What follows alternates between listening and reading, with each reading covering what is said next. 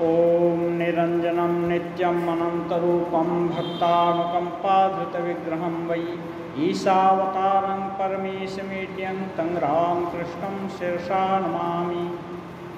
ओम तव कथामृतं तप्तजीवनं कविभिरीडितं कल्मषापहं श्रवणमंगलं श्रीमदाततं भुवि गृह्णन्ति ये भूरिदा जना।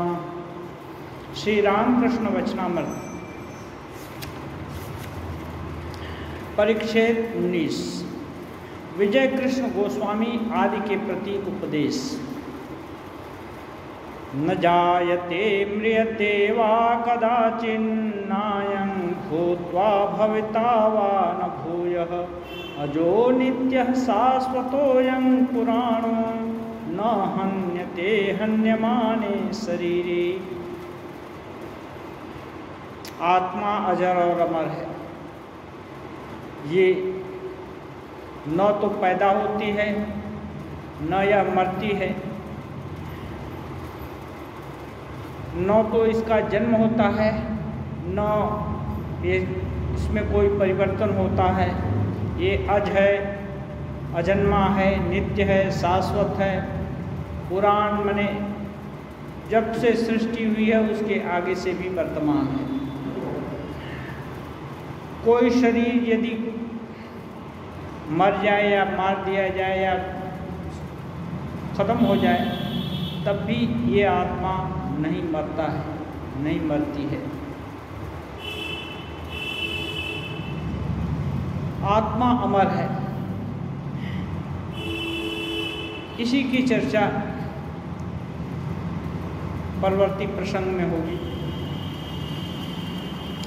दक्षिणेश्वर काली मंदिर में श्री विजय कृष्ण गोस्वामी भगवान श्री रामकृष्ण के दर्शन करने आए हैं। उनके साथ 3-4 ब्राह्मण भक्त भी हैं। बृहस्पतिवार 14 दिसंबर 1882 ईस्वी श्री रामकृष्ण देव के परम भक्त बलराम बाबू के साथ ये लोग कलकत्ते से नाव पर चढ़कर आए हैं। श्री रामकृष्ण दोपहर को जरा विश्राम कर रहे हैं। उनके पास रविवार को भीड़ ज़्यादा होती है, इसीलिए जो भक्त उनसे एकांत में बातचीत करना चाहते हैं वे प्रायः दूसरे समय ही आते हैं। श्री रामकृष्ण अपने तख्त पर बैठे हुए हैं। विजय, बलराम मास्टर और दूसरे भक्त उनकी ओर मुँह करके पश्चिमास्य बैठे हुए हैं। कोई चटाई पर तो कोई फर्श पर ही बैठा है। कमरे के पश्चिम ओर के दरवाजे से गंगा जी दिखाई दे रही हैं। शीत ऋतु के कारण भागीरथी शांत तथा स्वच्छ जल से पूर्ण है। दरवाजे के उस ओर पश्चिम का अर्ध गोलाकार वरामदा है। वरामदे के नीचे फूलों का बगीचा और फिर गंगा जी का पुस्ता। पुस्ते के पश्चिम अंश से हटकर पुण्य सलीला कलुषारिणी गंगा मानो ईश्वर मंदिर के पादमूल को आनंद के साथ धोते हुए बहती जा रही हैं।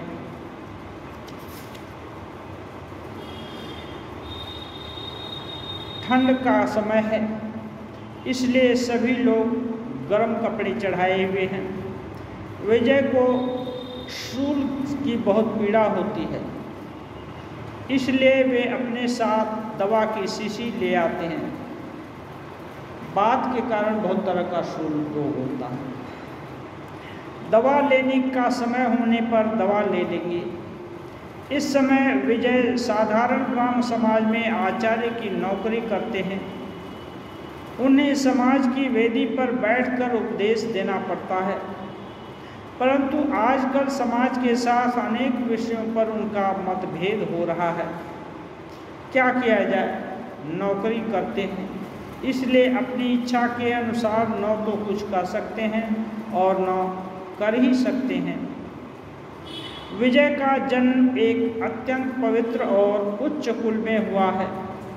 भगवान श्री चैतन्य देव के एक प्रधान पार्षद अद्वैत गोस्वामी विजय के पूर्व पुरुष हैं। अद्वैत गोस्वामी ज्ञानी थे, निराकार पर ब्रह्म के चिंतन में लीन रहते थे। पर साथ ही उन्होंने भक्ति की भी पराकाष्ठा दिखाई है। वे हरि प्रेम में मतवाले होकर नृत्य करते थे, इतने आत्मविस्मृत हो जाते थे कि नाचते नाचते अंग के वस्त्र तक खिसक जाते थे।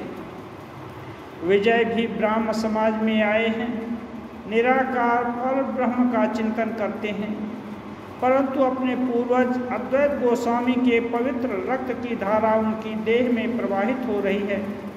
हृदय में भगवत प्रेम का अंकुर प्रकाशोन्मुख है, केवल समय की प्रतीक्षा कर रहा है।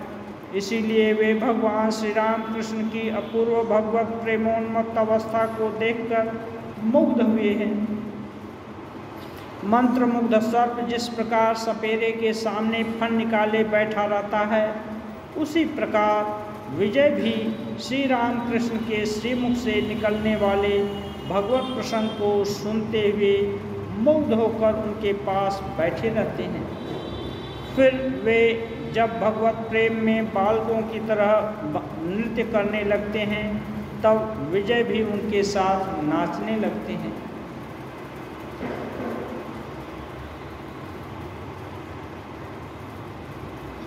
ठाकुर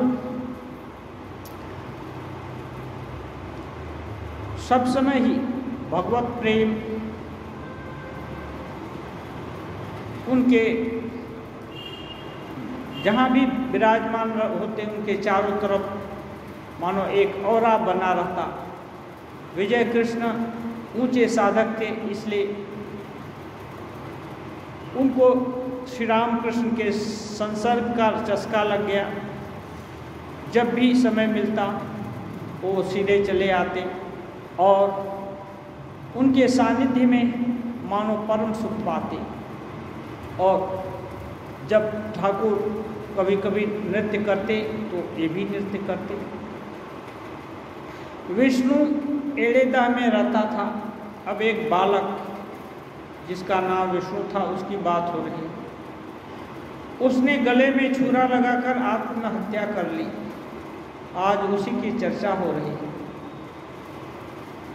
विष्णु बड़ा भक्त था, उन्नत आधार था, ठाकुर उसको बड़ा स्नेह करते थे। उसने अचानक गले में छुरा लगाकर आत्महत्या कर दी। ठाकुर श्री राम कृष्ण कह रहे हैं, देखो उस लड़के ने आत्महत्या कर ली। जब से यह सुना मन खराब हो रहा है। ठाकुर उसको बहुत स्नेह करते थे।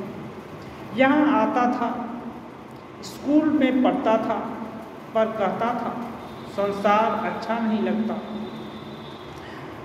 पश्चिम चला गया था, किसी आदमी के यहाँ कुछ दिन ठहरा था। वहाँ निर्जन वन में, मैदान में, पहाड़ पर बैठा हुआ ध्यान करता था। उसने मुझसे कहा था, न जाने ईश्वर के कितने रूपों का दर्शन करता हूँ।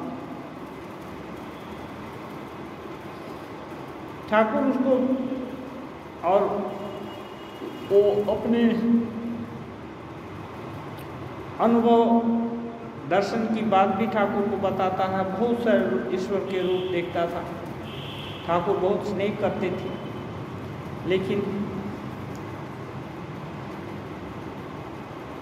वो अपने गले में छुरी लगा दिया। अब अनुमान करके ठाकुर बोल रहे हैं, जान पड़ता है यह अंतिम जन्म था। एक तो है सहज अनुमान करना और दूसरा है दिव्य दृष्टि से ध्यान में देखना। ध्यान में देखने से जान पड़ता है, ऐसा बोलने का जरूरत नहीं है, क्योंकि वो तो सत्य ही है। जब नरेंद्रनाथ की निंदा बहुत सारे लोग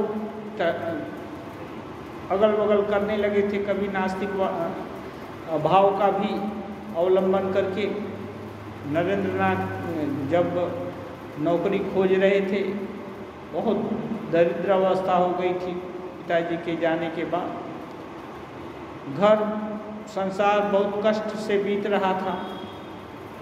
तो उस समय अपने मित्र साथियों से दूर रहने के लिए वो कभी कभी नास्तिक भाव का अवलंबन भी करते और बोलते, इतना दुखमय संसार है, इससे तो अच्छा मैं संसार रच देता। तो लोग कोई कोई उनकी नरेंद्र के अप्रकट में निंदा भी करते थे। एक दिन भवनाथ आकर भवनाथ और ठाकुर नरेंद्र दोनों लोगों को ठाकुर बहुत स्नेह करते थे।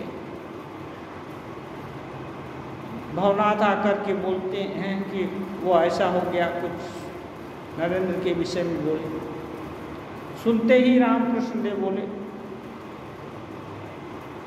ऐसा यदि दोबारा बोला तो तुम्हारा मुख नहीं देखूंगा। शिव की निंदा, साक्षात शिव की निंदा करेगा, तुम्हारा मुंह नहीं देखूंगा, खबरदार ऐसा नहीं बोलो। ठाकुर नरेंद्रनाथ का स्वरूप देख चुके थे, जानते थे, इसलिए उनके विषय में ऐसी धारणा। लेकिन ये लड़का जस्ट खबर सुने भक्त लोगों से ठाकुर चिंतित हो गए।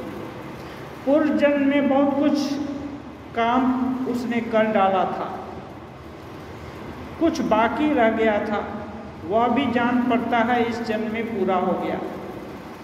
क्योंकि इतना ईश्वर के रूप का दर्शन वगैरह और ईश्वरी भाव होना बहुत साधना का ही फल हो सकता है। इसलिए ठाकुर को लगता है वो बहुत सब कर दिया था, इस जन्म में थोड़ा बाकी था। पूर्व जन्म का संस्कार मानना चाहिए। ये संस्कार मानने से कि पूर्व जन्म होता है, बहुत सामाजिक और ये जो व्यक्तिगत बहुत समस्या का समाधान हो जाता है। जो अपने को अच्छा चरित्रवान या बढ़िया समझता है, वो ये संतुष्ट हो जाए कि चलो मैं तो अच्छा ही हूँ, तो फिर उसका और विकास रुक जाता है। इस और ज़रूरत क्या है?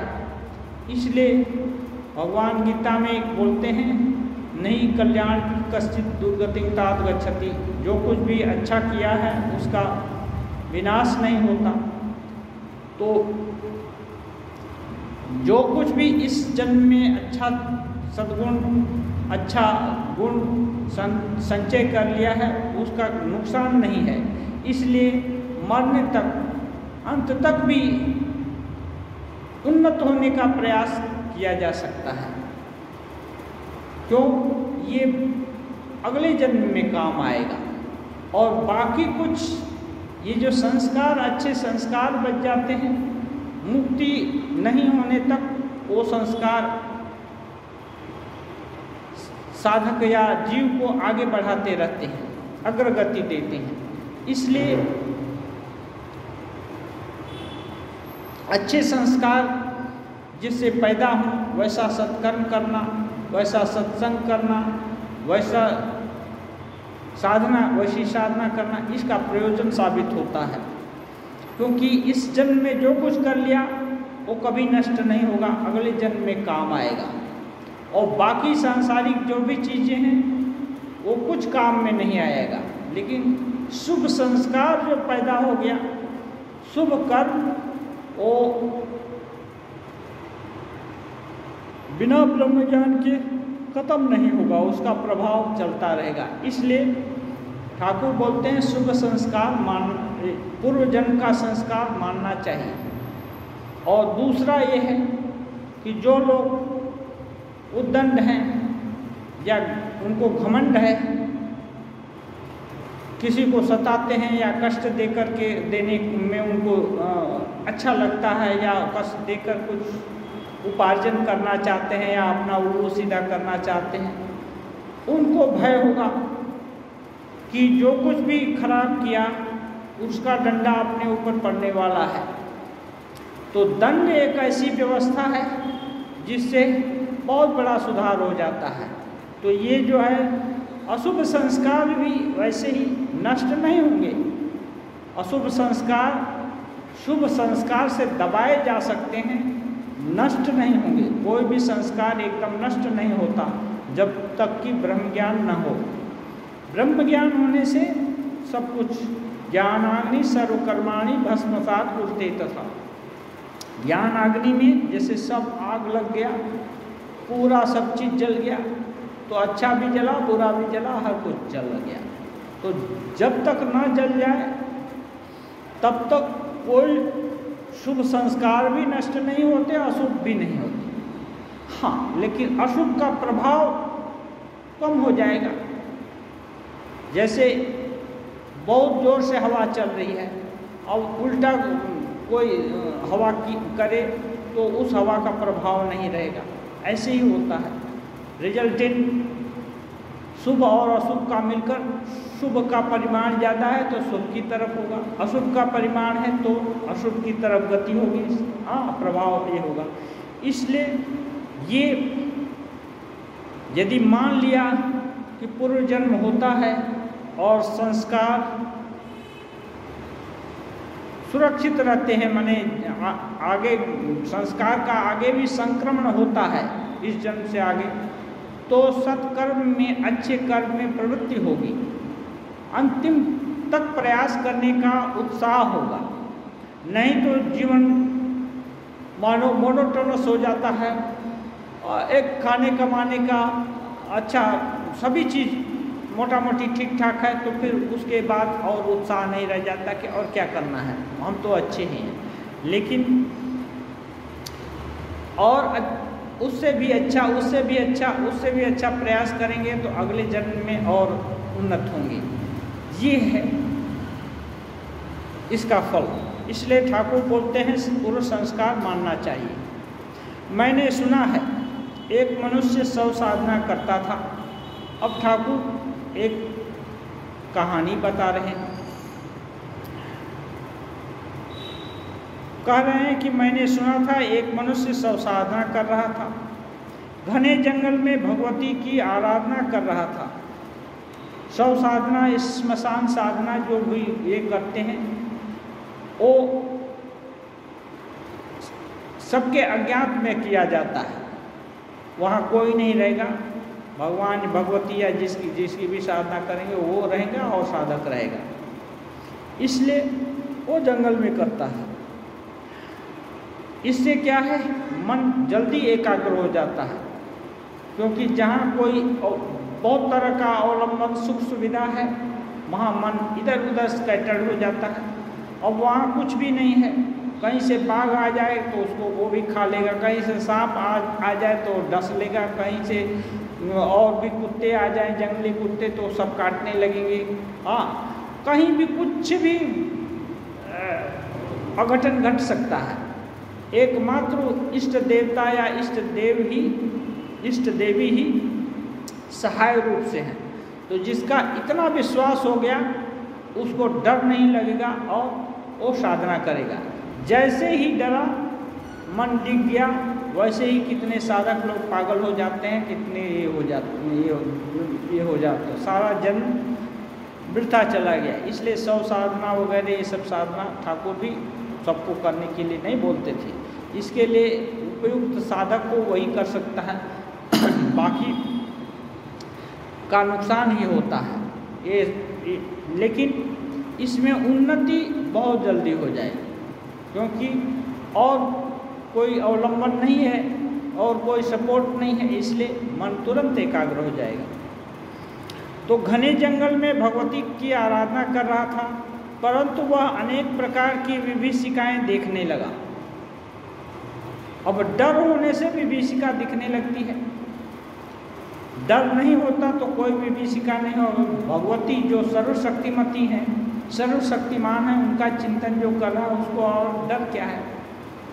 हाँ, वो तो रेडी है कि माँ आओ, चाहे सुख दो या दुख दो, उसको हजम कर लो, कोई बात नहीं।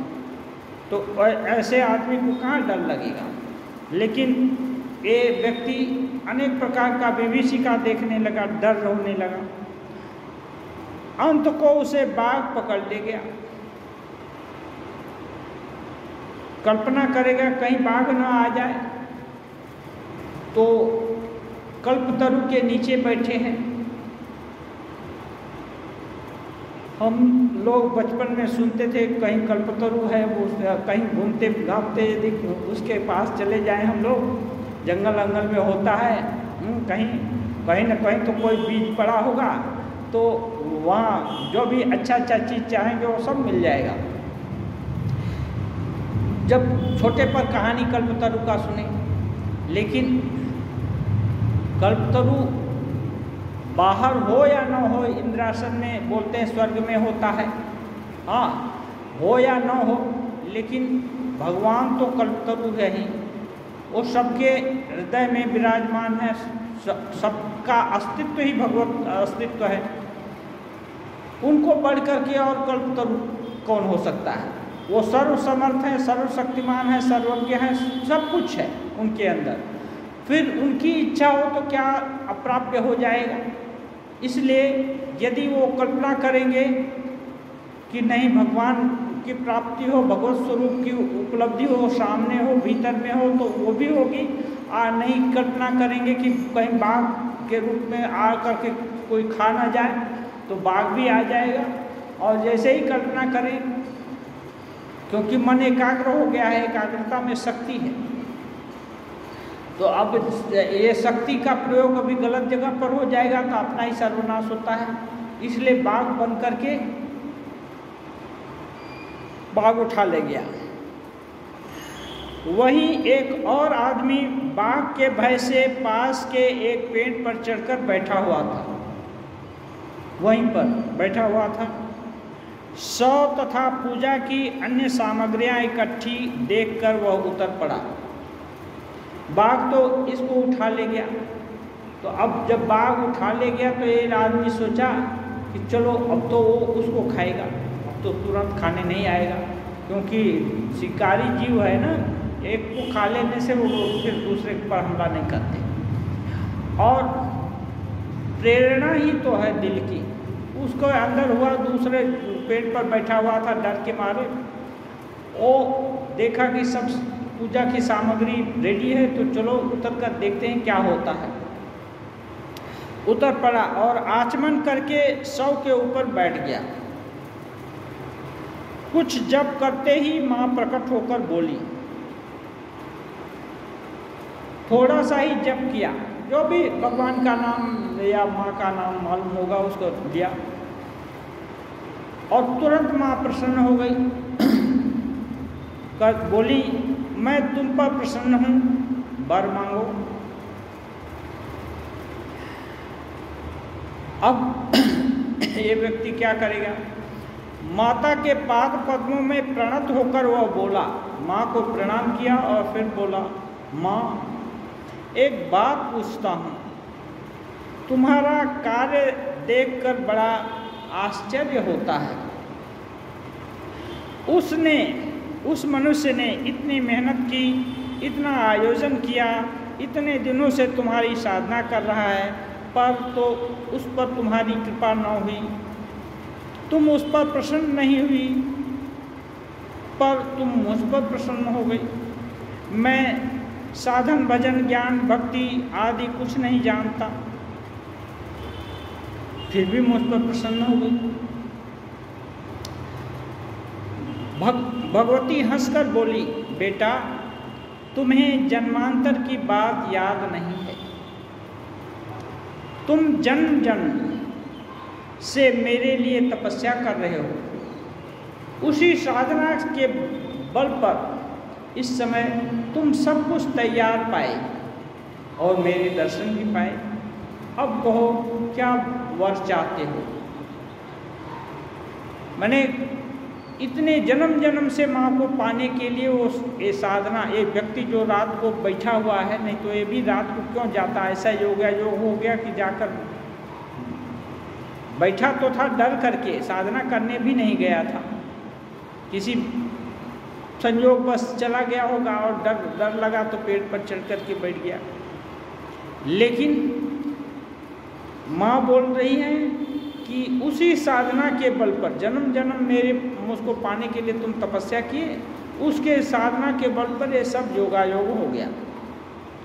ये ठाकुर के भी जीवन में हुआ। ठाकुर को जब जिस साधन पद्धति का जरूरत है, जिस सामान का जरूरत है साधना के लिए, हर सामान सब जुटा देती। भैरवी ब्राह्मणी कितने कठिन कठिन जुगाड़ तंत्र के सब वो कहाँ से जुटा ले आती। ठाकुर को कुछ नहीं करना पड़ता, केवल माँ का आदेश समझ मान करके और चुपचाप फॉलो कर लेते और तुरंत सिद्धि 3 दिन में ही सिद्ध हो जाती। हर चीज़ उनको मिल जाता। इसलिए अनन्य जो है या हर समय जो ये किया है, इसलिए जितना भी इस जन्म में कोई तीव्रता हम लोगों की है भगवान को पाने की, जितना भी किया यदि सही ढंग से किया या जितना भी हो सका अपनी सबका तीव्रता तो अलग अलग है। कोई बहुत किसका मरकट विश्वास है, जैसे अपना गिरीश बाबू का था। हाँ, तो 1 रुपया 5 आना उनका विश्वास। तो इतना तो सबका नहीं होता, तो जितना है अपना संबल उससे ही तो अपने को आगे बढ़ना है। 2 आना है या 1 आना है, उसी से आगे बढ़कर उसी में 1-1 पैसा यदि बढ़े, वर्षों में 1-1 पैसा भी बढ़े तो 50 साल में 50 पैसा तो बढ़ गया, आधा तो हो गया। इसलिए कोई भी कदम जो अच्छा है ना, वो श्रेष्ठ कदम, वो खराब नहीं है। इस हाँ, तो ये जो प्रयास है ये आगे आगे के जन्म में या आगे आगे के समय में अपने को इतना बल देगा जिससे अपनी नौका पार हो जाएगी। मुक्त पुरुष का शरीर त्याग। अब उस लड़के के शरीर त्याग का बात चल रहा था, इसलिए एक भक्त बोल उठे, आत्महत्या की बात सुनकर बड़ा भय लगता है। कोई अपने गला में सूली लगा दे तो बहुत कष्ट की बात है। हाँ, हाथ में लग जाने से ही आव होने लगता है, गले में लगने से तो बहुत कठिन बात है। और वो भी क्या माने कष्ट हुआ होगा। श्री राम कृष्ण, आत्महत्या करना महापाप है।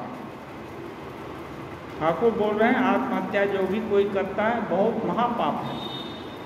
घूम फिर कर संसार में आना पड़ता है और वही संसार दुख भोगना पड़ता है। जब कोई आत्महत्या करता है उस समय सारा जिंदगी की ग्लानि से मानो ग्रसित हो जाता है और कुछ भी नहीं दिखाई सुन करके। अब इस दुख से कैसे निपटारा पाएं, इसलिए अपने गले में डोरी लगा दिया या छुरा भोंक लिया या बिजली आजकल पकड़ ले सकता है, बहुत सारा चीज़। या कोई नदी में कूद जाता है, कोई ऊंचाई से गड्ढे में गिर गया या कुछ भी होगा, कुछ भी अघटन करने का सोच लेता है और वैसा कर बैठता है। क्यों? वो त्रस्त हो जाता है समस्या का समाधान पाने के लिए और ऐसा गलत स्टेप ले लेता है। तो बोलते हैं ऐसा जो कुछ भी करता है वो बहुत महापाप है और बार बार घूम फिर कर आना पड़ेगा। क्यों आना पड़ेगा? इस संसार में इसलिए आया है आदमी। तुरायानंद जी महाराज बोलते हैं इस जन्म जब आत्मा मुक्त ही है तो जन्म धारण करने का क्या जरूरत। जीवन मुक्ति सुख प्राप्ति एक ऐसा ये है, जीवन मुक्ति विवेक एक किताब है। तो बोलते हैं जीवन मुक्ति सुख प्राप्ति हेतवे जन्म धारिता। जीवन मुक्त इसी जन्म में जीवन मुक्त हुआ जा सकता है। यद्यपि हम लोग बद्ध हैं फिर भी इसी जन्म में हम मुक्त हो सकते हैं। इसी के लिए जन्म धारण का प्रयोजन है।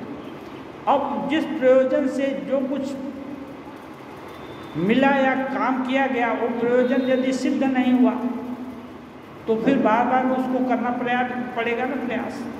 अब जन्म मनुष्य का इसलिए हुआ कि अपने स्वरूप का अनुसंधान करे या उसकी तरफ आगे बढ़े या पाए।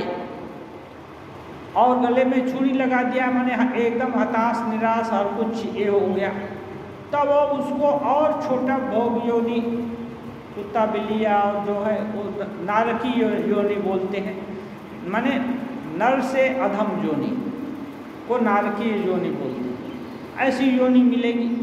अब भोगते भोगते जब ये होगा तो फिर सत्कर्म का प्रभाव ज़्यादा होगा तो मनुष्य जन्म मिलेगा और तब फिर प्रयास करेंगे। इतना अच्छा सुअवसर मिला हुआ खो दिया, इसलिए ये अपने पैर अपने ही हाथ से अपने पैर पर क्या है तो गले में कुल्हाड़ी मारना हो गया। तो ये बहुत महापाप बोलते हैं।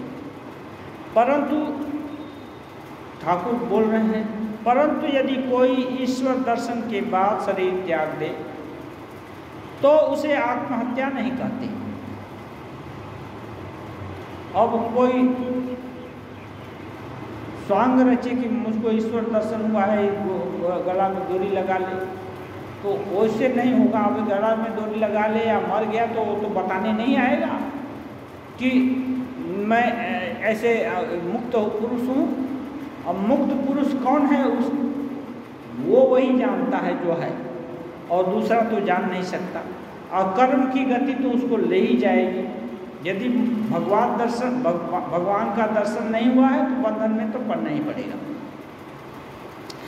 उस प्रकार के शरीर त्याग में दोष नहीं है। ज्ञान लाभ के बाद कोई शरीर छोड़ देते हैं।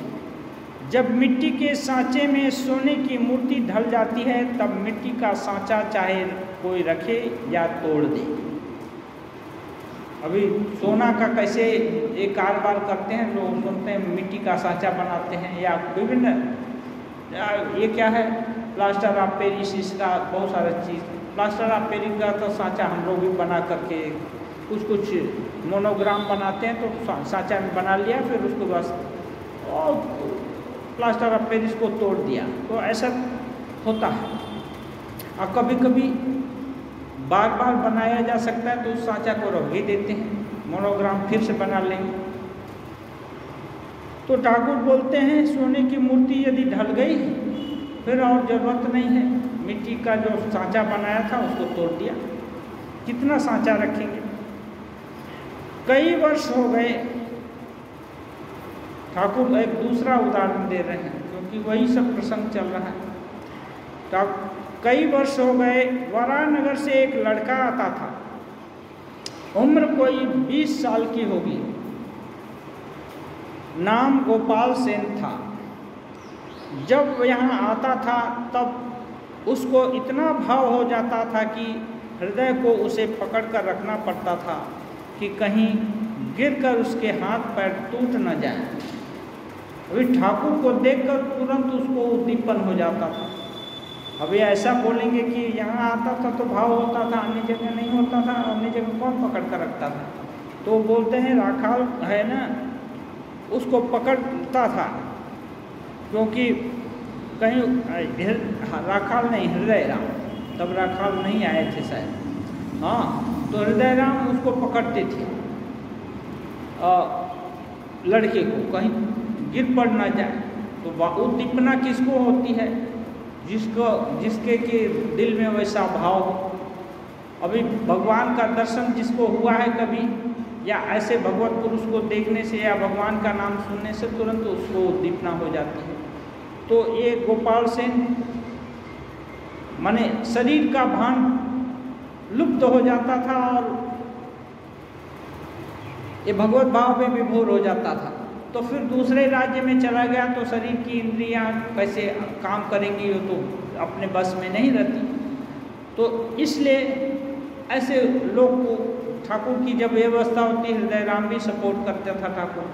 अभी उस लड़के को भी हृदय राम सपोर्ट करते थे। ठाकुर कहते हैं उस लड़के ने एक दिन एकाएक मेरे पैरों पर हाथ रखकर कहा, मैं और न आ सकूंगा, अब मैं चला। अब इनसे छुट्टी ले लिया कि अब मैं चला और मैं आ सकूँगा, माने ये शरीर और नहीं रहेगा। कुछ दिन बाद सुना कि उसने देह छोड़ दी। इसलिए जब जिसका प्रयोजन पूरा हो जाता है तब और उस चीज़ को क्यों रखेगा। आत्मानं चेद विजानीयात् अयम अस्मीति पुरुषः किमिच्छन् कस्य कामाय शरीरम अनुसंजरे। बोलते हैं बृहदारण्यक उपनिषद में, आत्मानं अपने को यदि विजानीयात् जान गया, किमिच्छन् किसके इच्छा के लिए, कस्य काम आया किसकी कामना के लिए, शरीरम अनुसंजरे शरीर का ये करे पालन करे, तब शरीर पालनीय है, ये रखने योग्य है, ऐसा कुछ बोध नहीं रहता, इसका काम पूरा हो गया है, तब ये रहे या जाए, उस साधक का इसमें कोई रुचि नहीं होती। जैसे सभी जगह, अभी जैसे कल ठंडा था, पूरा जगह एसी लग गया है भगवान का, तो अभी एसी चलाएं या ना चलाएं, किसी के घर में है, सब जगह ही तो ठंडा है, तो एक ही बात है, उसका ज़रूरत नहीं है। इसलिए हमको लगता है शीतकाल में कितने लोग एसी बंद भी कर देते हैं, तो सब चारों तरफ ठंडा है। तो ऐसे ही यदि शरीर का प्रयोजन खत्म हो गया तो भला शरीर का बचा रहे, इसको प्रयास करके बचाए रखना, इसकी ज़रूरत खत्म हो जाता है। अनित्यम असुखम लोकम इमं प्राप्य भजस्व, इसलिए बोलते हैं इस प्रकार अनित्य और असुखकर ये जो देह है, संसार है, सुख देने वाला नहीं है, इसलिए इसको ऐसा मान करके जान गए भजस्व मां। भगवान बोलते हैं मेरी भजना करो, माने भजना करो माने मुझको याद करो, क्योंकि मैं ही तुम्हारा स्वरूप हूँ, मैं ही तुम्हारी आत्मा हूँ। तो जो भगवान है, भगवान को याद करो, तब क्या है, वहाँ चिर सुख रहेगा, चिर शांति रहेगी। श्री राम कृष्ण जीव 4 दर्जे के कहे गए हैं, बद्ध, मुमुक्षु, मुक्त और नित्य। संसार मानो जाल है और जीव मानो मछली, 4 तरह के, बद्ध, मुमुक्षु, मुक्त और नित्य। अब उदाहरण देते हैं मछली पकड़ने का। तो संसार मानो जाल है जो मछली को पकड़ता है, और जीव है मछली। अब संसार में मछली पकड़ गई। ईश्वर यह संसार जिनकी माया है, मछुए हैं। जो मछुआ है, जाल का मालिक है, वो कौन है? ईश्वर है, क्योंकि उनकी ही माया है, उनकी ही माया का माया जाल है, और यही माया जाल ही तो संसार है। जब मछुए के जाल में मछलियाँ पड़ती हैं, तब कुछ मछलियाँ जाल खींचकर भागने अर्थात मुक्त होने की कोशिश करती हैं। कोई मछली पकड़ने वाला जब जाल फेंकता है तो उसमें लगता है कि कुछ मछलियों के आवागमन में बाधा होती है, तो वो सोचती हैं कि कुछ गड़बड़ है। तो कुछ मछली इस अवरोध से दूर भागने की चेष्टा करती हैं। उनमें सभी भाग नहीं सकती, लेकिन सब भाग नहीं पाती, क्योंकि इधर भागे कि उधर भागे, इसी दुविधा में उल्टा तरफ भागने से तो जिधर से जाल आ रही है उसका उल्टा तरफ, तो किधर उल्टा है किधर सीधा तरफ है उनको तो पता नहीं है, इसलिए फंस जाती है। तो ठाकुर बोलते हैं सभी मछलियाँ भाग नहीं सकती, 2-4 मछलियाँ ही धड़ाम से कूदकर भाग जाती हैं, जो कि इधर उधर नहीं करके जंप ले लेती है जोर से। अब जाल का तो एक जो लंबाई चौड़ाई है, अब उससे जाल के लंबाई से बाहर गया तो फिर और निकल गया, तो कूद कर भाग जाती हैं। तब लोग कहते हैं वह बड़ी मछली निकल गई। ऐसे ही 2-4 मनुष्य मुक्त जीव हैं जो कि जाल में फंसते ही नहीं, सीधा जाल पड़ने से ही जोर से भाग जाते हैं। जाल क्या है? ये संसार है। संसार सत्य है ये मालूम हो गया तो जाल में फंस गए। संसार अनित्य है ये मालूम हो गया तो बस जाल से धड़ाम से भाग गए। संसार सत्य है, अब इसकी डिग्री जितनी ही होगी कम।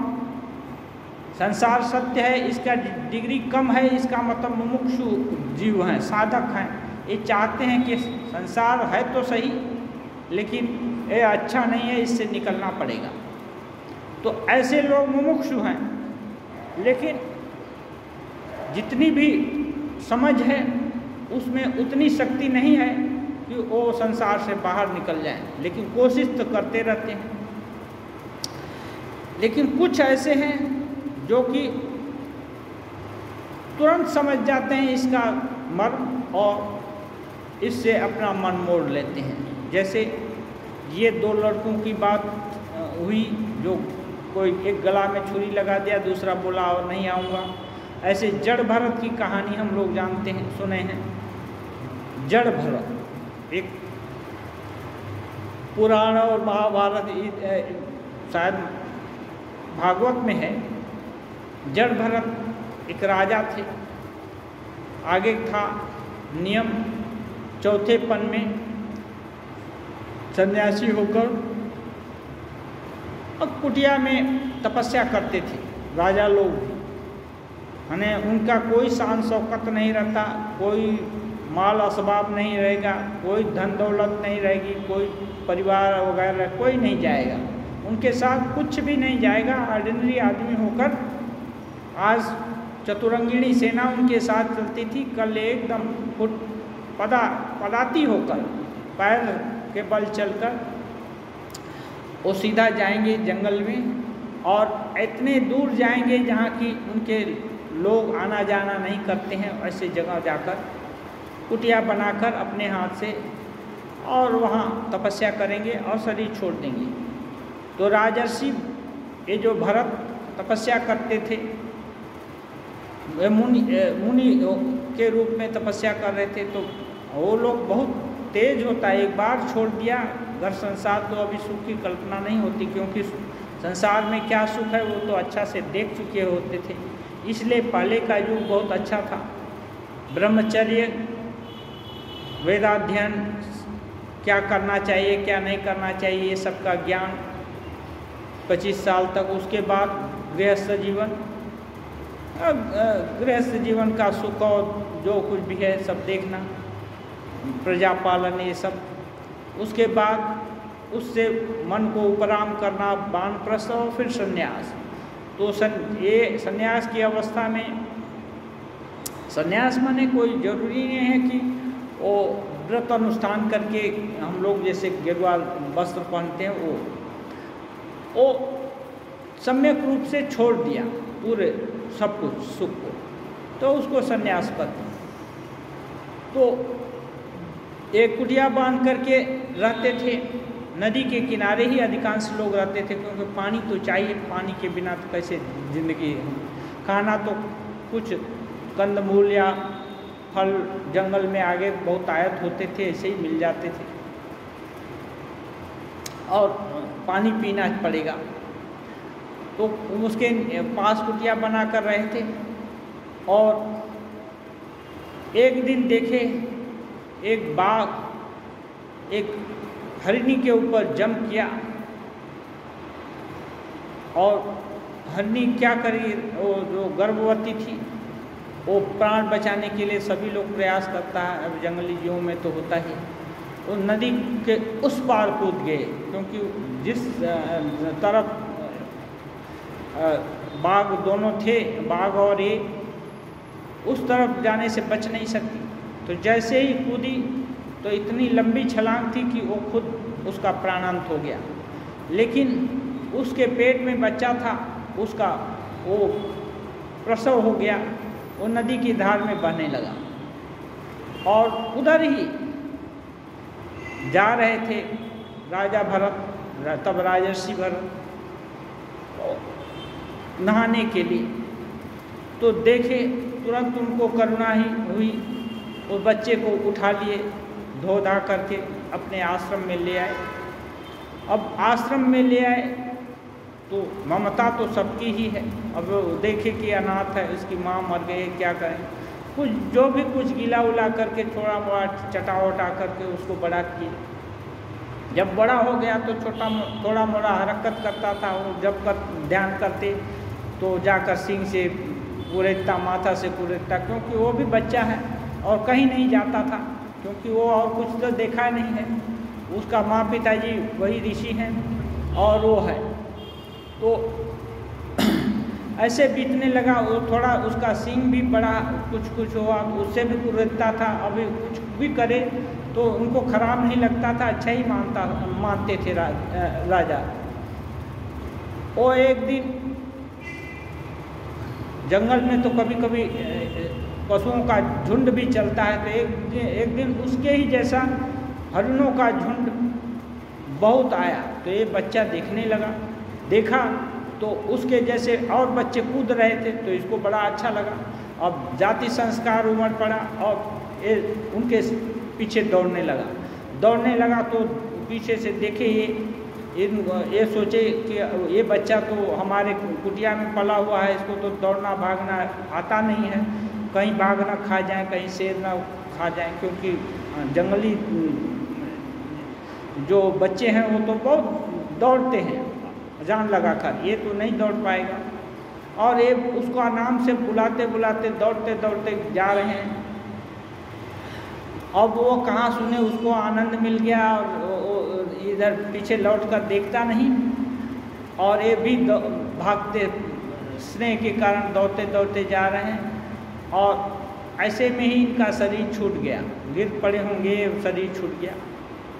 तो जैसे ही शरीर छूटा, अब इनको ही हिरण का जन्म मिला और उधर ही कहीं हरिणी के गर्भ से पैदा हुए।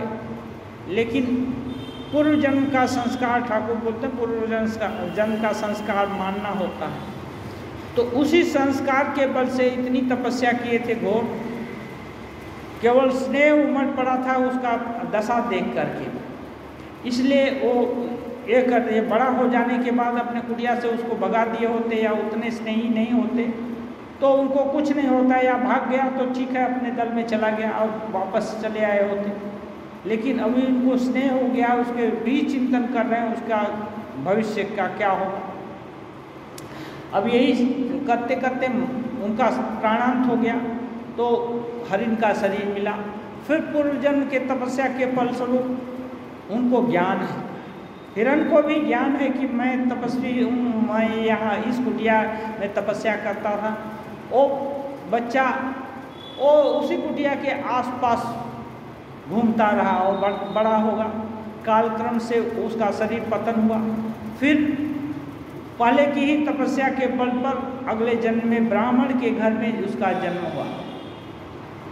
और जैसे ही जन्म हुआ वो ठीक किया कि अब जाल में नहीं फंसना है। ये जो बोलते हैं ना जाल में फंसना, तो ये संसार जाल है, इसलिए वो ठीक किया और जाल में नहीं फंसना है। माने क्या, जाल में कई इंद्रियों के जो संसर्ग से ही जाल में फंसते हैं, तो ठीक किया और वाणी से कुछ नहीं बोलेगा। तो लोग बोलना ही बंद कर दिया, शुरू में ही वहाँ भी नहीं किया। तो लोग और माँ पिताजी सोचते हैं गूंगा हुआ, माँ पिताजी गूंगा हो या लंगड़ा हो या कैसा भी हो बच्चा, तो उसका पालन तो करते ही। जब बड़ा हो गया तब कुछ दिन पर के अनंतर पिताजी गए, माँ गई। अब बड़ा भाई था और उसकी शादी हो गई थी, भाभी थी। अब भाभी तो दूसरे घर की है, उसको अभी एक बड़ा भी हो गया है, हृष्ट पुष्ट भी है। तो को क्या करते थे, इसका तो और कुछ है नहीं, तो उसको काम में लगा देते थे। खेत का देखभाल करो, ये करो वो करो, उपाओ या जो भी करो वो करता था। और जो कुछ भी सूखा रूखा चीज़ जो बचा रहता था उन दोनों स्वामी स्त्री के खाने पीने से वही चीज़ इनको दिया जाता था प्रसाद के रूप में इस लड़के को। और ये भी कभी दो टुक नहीं बोला या बोलने का कभी उसको हर्ष विषाद नहीं है, क्योंकि संसार का को समझ लिया है। संसार क्या है, इसमें अच्छा लगे तो भी संसार है, बुरा लगे तो भी संसार है। निर्लिप्त रहे तो संसार नहीं है। अच्छा लगने से भी संसार है, बुरा लगने से भी संसार है। तो उसको इस उनके खाने में भी बुरा कुछ नहीं लगता था, वो चुपचाप खा लेता था। एक दिन उसके फसल की देखभाल कर रहा था, पशु आकर खा जाएंगे इसके लिए जंगल था। तो उधर एक राजा रहुगण थे, उनकी पालकी ढो करके कहार लोग ले जा रहे थे, 4 कहार। उसमें एक बीमार था, तो बीमार था, वो चल नहीं पा रहा था। तो कहार लोग बोला अपना, उनका पुलिस भी साथ में थे, उनको कि देखिए बीमार है क्या करें। तो वो लोग उधर उधर चारों तरफ चौकन्ना होकर देखने लगे कि कहीं कोई है। तो जो कोई भी है वो तो राजा के ये थे पुलिस लोग। हुक्म जमाया, एक आदमी देखा बैठा हुआ मोटा सोटा है, वो सब बोला कि बहुत अच्छा होगा, उसको धीरे से पकड़ लिया और बोला चल, और इनको रोगी को हटा दिया और इसको इसके कंधे पर बैठा दिया, एक हत्ता पालकी का। अब ये चलने लगे। तो इनका तो भले ही गूंगे जैसे दिखते थे, मूर्ख जैसे दिखते थे, लेकिन थे तो आत्मज्ञानी। उनको ज्ञान था, पिछले जन्म का ज्ञान था, केवल थोड़ा सा बाकी था, इसलिए नहीं मुक्त हुए थे। हरिण के स्नेह से फिर ये हरिण हुए, फिर अभी उस संस्कार को कटाने के लिए आदमी का जन्म हुआ। तो ये क्या किए, देख देख कर, ये बोलते हैं सर्वभूत हित रहता। जो संत महात्मा या आत्मज्ञानी पुरुष हैं वो सभी का कल्याण चाहते हैं। अब जब सभी का कल्याण चाहते हैं तो जहाँ जिस मार्ग पर जा रहे हैं उसमें भी बहुत सारा जीव जंतु दिख रहा है, चींटी वगैरह, उसको बचा बचा करके चलते थे।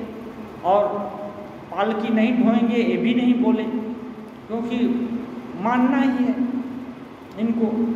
और आवाहन भी नहीं, विसर्जन भी नहीं। जैसे हम चाहते हैं कि ये चाहिए हमको, तो ये हो गया, ये भी आसक्ति हो गई, ये भी संसार हो गया। नहीं वो चाहिए तो भी संसार हुआ, नहीं चाहिए तो भी संसार हो गया। तो अब एक चलते गए, लेकिन देखभाल करके चलते थे। तो कभी स्पीड से चले, कभी धीरे से। तो डोली है, पालकी है, हिल जाती थी। राजा बहुत गुस्सा हुआ होकर बोलता क्यों ठीक से नहीं चलते।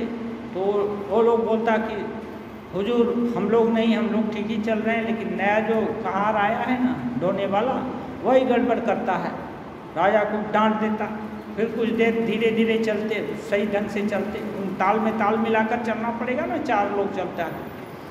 फिर कभी कुछ देखे नीचे तो फिर ताल बिगड़ जाता था। ऐसे कई बार राजा डांटा, आँख लाल पीला करके। उसके बाद गुस्सा हो गया, बोला रोको, जानते नहीं मैं कौन हूँ, मैं तुमको अभी ख़त्म कर दे सकता हूँ। जब ऐसा बोला मैं राजा हूँ, ख़त्म कर दे सकता, तब ये मुँह खोले, तुम इस राज्य का राजा मुझको ख़त्म कर सकता है? मैं आत्मा, मुझको कौन मार सकता है? मैं अजन्मा। तो आत्मज्ञान की बहुत सी बातें वो बोले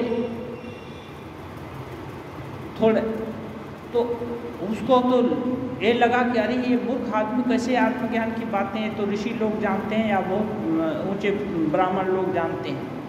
तो तुरंत इस पर पालकी से कूद पड़ा और नीचे आकर के हाथ जोड़ करके बोला, क्योंकि वो लोग ब्राह्मण लोगों का, ऋषि लोगों का श्राप बड़ा ये होता है, ऋषि को सताया तो बहुत उसका फल भी भोगना पड़ता है, ये भी जानते हैं। तो राजा हाथ जोड़कर उनको पूछा कि आप छद्मवेश में कौन है, आप मूर्ख के जैसा दिखते हैं, ये है। तो बहुत सारा उपदेश उस समय उनको दिए और फिर वहाँ नहीं गए, क्योंकि वो तो मुक्त पुरुष से ही फिर साधना करके मुक्त हो गए। तो ये है राजा जड़ भरत की कहानी। माने ये मुक्त पुरुष का लक्षण है, जन्मा और तब से ही जाल में नहीं फंसा। ठाकुर बोलते हैं ना, कुछ लोग हैं संसार जाल में नहीं फंसते। हाँ, बोलते हैं नारदादि नित्य जीव सभी कभी संसार जाल में नहीं फंसते।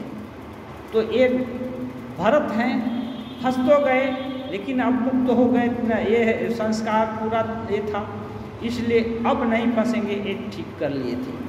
हाँ, वो नारद के जैसे नहीं थे, लेकिन जो कोई भी मुक्त पुरुष हो वो थोड़ा सा अवशेष है तो उसका कोई भी ह्रास नहीं होता, उससे उनकी मुक्ति हुई।